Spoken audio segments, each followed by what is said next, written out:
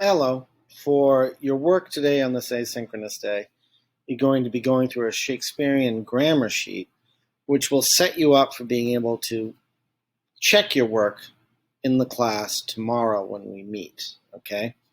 So what I'm going to do in this is I'm going to walk you through one of each of these so you can see how it's supposed to work and what you need to do. And we'll do these ones together. All right, so first section here is basic practice. You have a modern sentence, and in each one you're going to mark it up.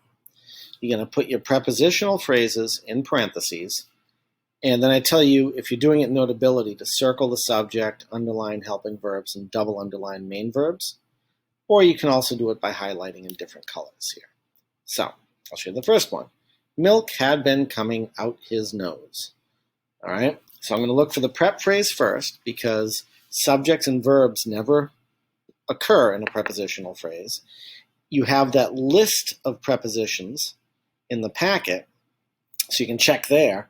And also, remember the box test. Preposition, when with its object, will make some sort of relationship. It positions something, right? So if you use the box test, in the box, under the box, beside the box, beneath the box, around the box, out the box, etc., it creates a relationship with the box where you can position something. So in this sentence here, I know we have a prepositional phrase right here, out his nose. So now I have the rest of this to figure out subject, verb, and helping verbs. The main action happening here is this thing, right? Coming is the action, so I'm going to put that in a little red here. And the subject, what's coming? Oh, milk is, right out the nose. There we go. So I'm going to put that in a light blue. And then had been. Those are both locating what's happening in time. So right here we have the helping verbs. All right?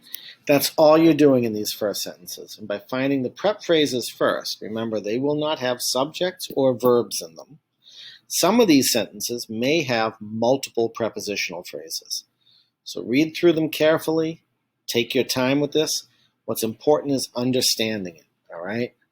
That's why there's not a whole ton of them. It's just a few. You got 3 more to do. But take your time, do them well, and test your logic. All right?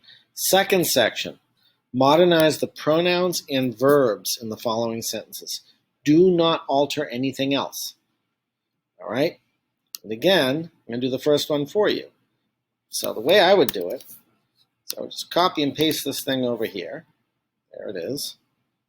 All right, so it's screwed up. Adjust that a little bit. And now I know from my sheet that all that thou means is you. So you, Lysander. There's another one. You passed. All right. Now, from the notes you took and what we went over, and you even have that chart that shows you the Elizabethan way to conjugate verbs, I know that that's from to have.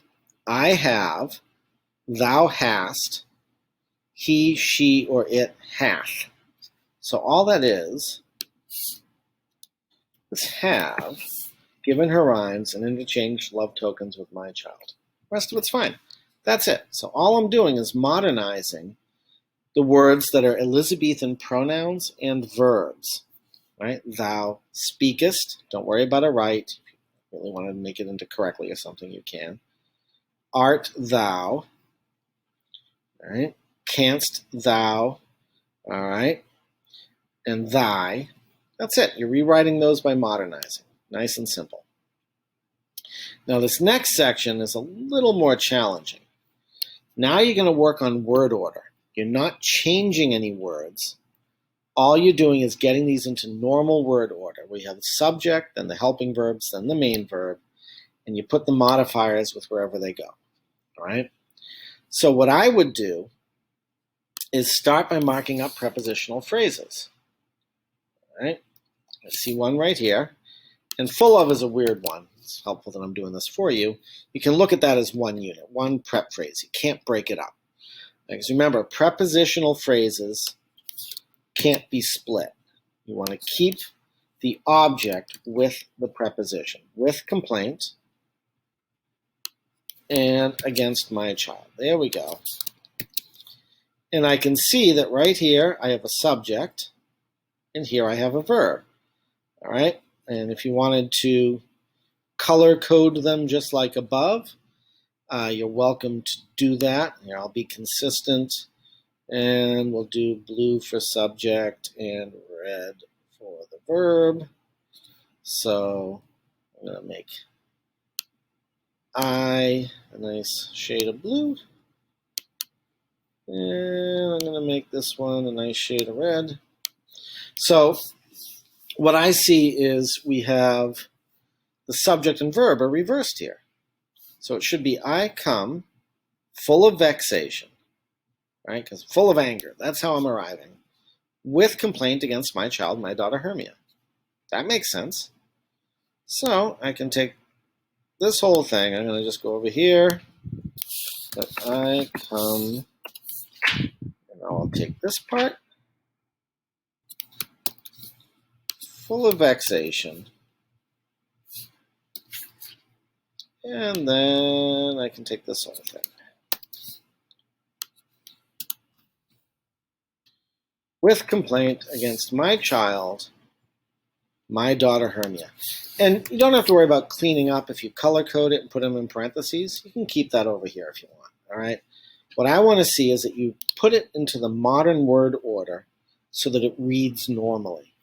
What we're doing in this sheet is we're practicing the steps you're going to be doing as you go through and create your version of the scripts, and this is how you'll be able to understand the play. You substitute in the words for the modern ones like we did in the last section, and then you move word order around. And it's dependent on you understanding subjects, verbs, and prepositions. All right? So we did the first one together. You've got another 7 or so of those. And you've got 3 there, and you've got 3 sentences up here. All right? So do the best you can with it. I'm not expecting perfection, but I do want to see that you're trying each one of these. All right? Take your time and do it well, and we'll take a look at it tomorrow. Good luck.